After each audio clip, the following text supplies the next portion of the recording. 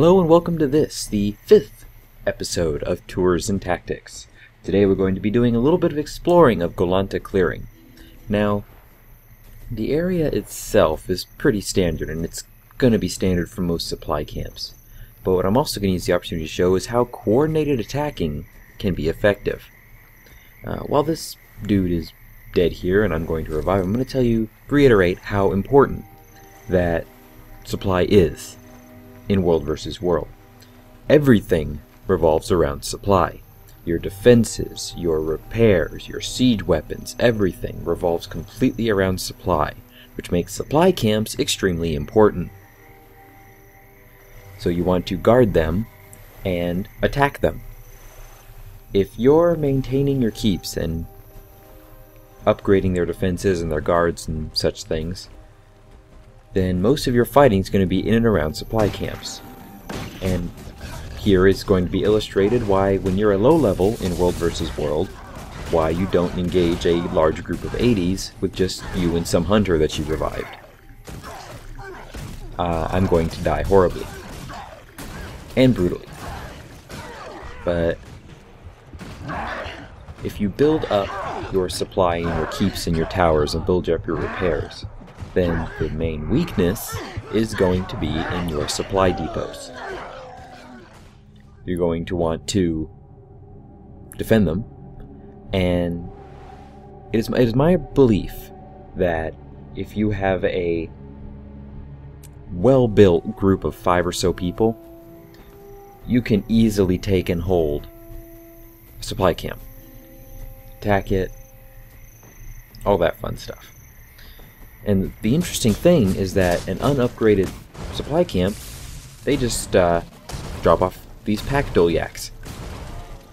And you can attack them, and they're pretty easy to take down, even in my low-beat level 80 state. You can get upgrades later on, which I will show you. I was actually diligent enough to check out the supply camp upgrades to show that you can add extra escorts to the supply caravan. I think it's funny how it's called a caravan when it's just a lone Dolyak. And as you can see, I also got friends. Now, one of the techniques we're going to utilize in a little bit is something that I think could be pretty effective if you handle it well. We're a group of currently about 3 or 4 players, and we're trying to take out the guards. You have to take out the guards before you can start capturing the supply camp. And you'll notice on this first attack, we'll be kind of overwhelmed and we'll start backing up. And as we start backing up, we get outside their aggro radius, and there they go, running away.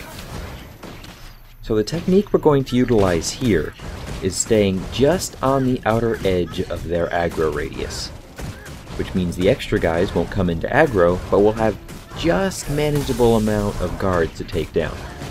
Now, you'll notice the scout here, he dazes, cripples, and poisons. But he's got less health than, say, the guards do. He's basically your daughter. He's going to dot and stun you. You'll want to take him down because poison is bad. He takes down your health faster, simple enough. And as we target the guard down here, notice his things, he stuns and immobilizes. Remember this, since most keeps and towers utilize guards and scouts first before you get the guard upgrades.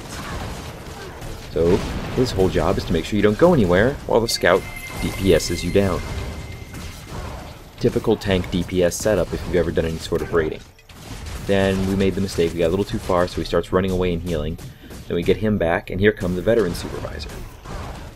And you'll notice here the strength of a good group of players.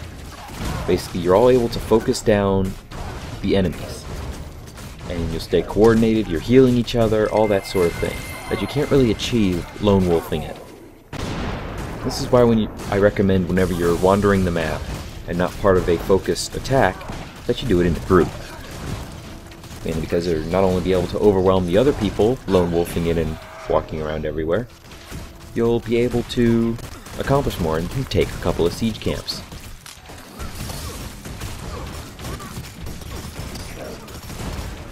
Whenever possible, disrupt supply camps.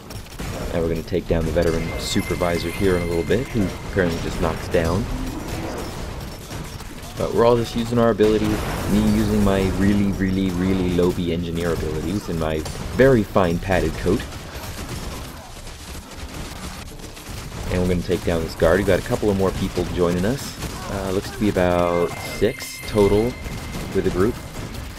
And he goes down a lot faster. Probably have a higher level person. And we capture the camp. Easy enough. So, yeah. I can't emphasize it enough. Supply camps are very important to attack and defend. I'm really hoping whenever people get more focused that a lot of the fighting occurs around supply camps. And escorting and attacking the supply caravans. Because you can't build anything without supply. And if you just took over a keep, I'm pretty sure it resets all your upgrades. So you're going to want a new supply camp route to build those upgrades back up. Speaking of upgrades, here's the quartermaster. First addition here is hire caravan guard. That is self-explanatory.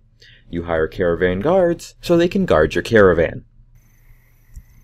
And the second upgrade is increased supply deliveries. Supply deliveries from caravans are doubled. More caravans equals more supply equals faster building of defenses. Increased supply deliveries hires... Well, that's a bug.